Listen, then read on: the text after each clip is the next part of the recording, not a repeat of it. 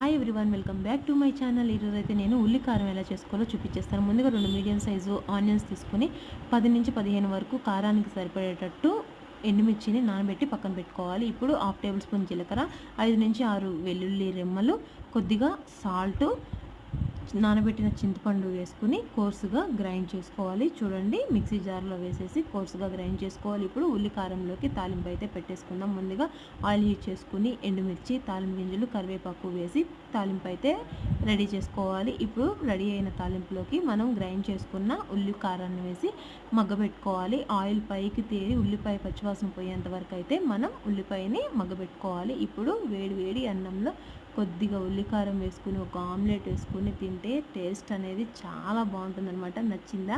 Comment చేయండి. ఇలాంటి మరిన్ని వీడియోస్ కోసం మా ఛానల్ని సబ్స్క్రైబ్ చేసుకోండి. ప్లీజ్ సపోర్ట్ చేయండి. Thank you for watching.